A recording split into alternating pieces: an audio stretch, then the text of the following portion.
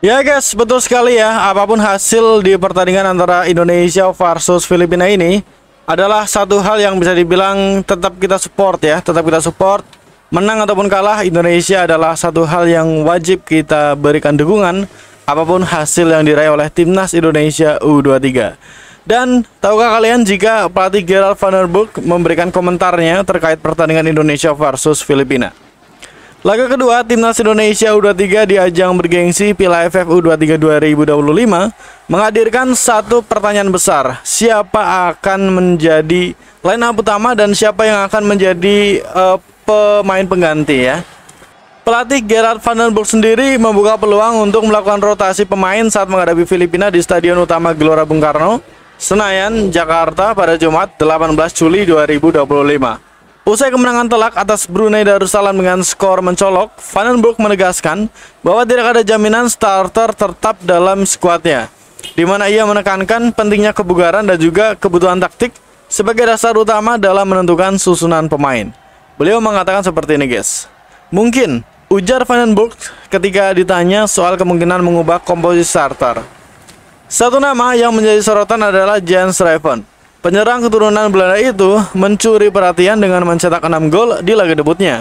Namun, Van den Burg mengatakan jika ia masih memantau kondisi kebugarannya usai mengalami sedikit gangguan otot. Jens Schrijven mengalami beberapa masalah otot, namun sekarang sudah membaik. Secara normal, kita bisa memainkannya besok. Pungkas sang pelatih. Ya guys, di sisi lain ini ya, peluang striker Hoki Caraka untuk tampil sebagai starter juga terbuka lebar. Namun, Van den Burg belum memastikan apakah Hoki akan menggantikan Jens Schrijven atau dimainkan bersama. Pada pertandingan melawan Brunei, sejumlah pemain muda tercatat menjalani jemputnya ya, termasuk juga kiper Muhammad Ardiansyah yang secara mengejutkan dipilih sebagai starter, menggeser Cahya Supriyadi dan juga Dava Fasya. Duet back tengah diisi oleh Muhammad Ferrari dan debutan Brandon Schuneman, di mana sektor tengah dikomandoi oleh keempat gelandang yaitu Roby Darwis, Tony Firmansyah, Arhan Fikri, dan juga Raihan Hanan. Di lini serang, Rahmat Arjuna dan Jens Schrijven menjadi andalan.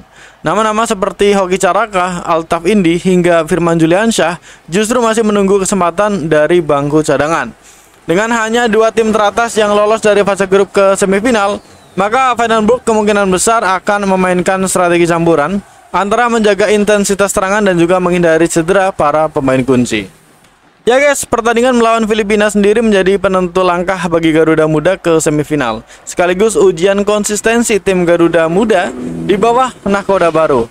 Nah, sekarang yang menjadi pertanyaan adalah, apakah Timnas Indonesia U23 bisa kembali meraih hasil positif di pertandingan-pertandingan selanjutnya?